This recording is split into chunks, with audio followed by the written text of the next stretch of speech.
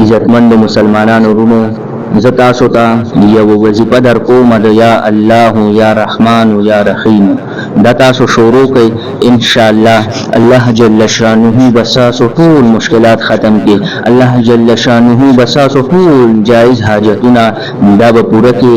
په دې چینل باندې الحمدلله دا زمونږ لسمه وظیفه ده چې مونږ اپلوډ کوو او زمونږ پښتانه وروڼه وظایف دا ډېر زیات خوښوي او په ډېر شوق سره وظایف کوي.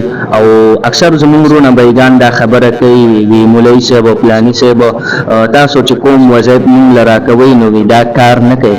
زه ګوره اکثر دا یوه خبره کوم چې زمونږ دا وظایف دا کار ولې نه کوي چې مونږ د مولوي صاحب د قاري صاحب په هغه بیان او په وظیفه باندې ځان پوه کړی نه، نو په غلطه طریقې سره مونږ وظیفه شروع کو نو بیا هغه خو کار نه کوي جی. نو په صحیح طریقې سره وظیفه کوئ. راځو وظیفې طرف ته. خو یو دوه درې قیمتي خبرې واورئ. هغه دا دي چې په نبی علیه الصلاۃ والسلام باندې تاسو څومره زیات درود شریف ویلی شئ، په نبی علیه الصلاۃ والسلام باندې درود شریف وایئ 1000 مرتبه کم از کم وایئ.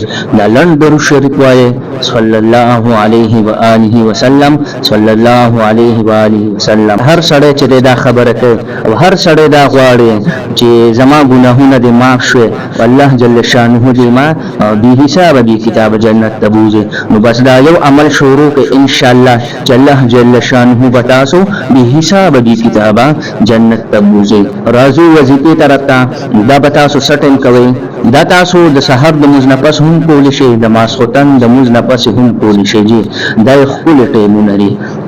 او د التحیات باندې به تاسو جی کینئ که نه، چې کله په التحیات باندې کېناستلی د مونځ نه پس جی چې فارغ شئ د مونځ نه په مصلی باندې به ناست یې او لومبی به تاسو د مونځ درود شریف ووایئ یوه پیره، د مونځ درود شریف یوه پیره به ووایئ. بیا به تاسو یا الله یا رحمان یا رحیم، اسانه وظیفه ده، دا به تاسو 300 پیرې ووایئ.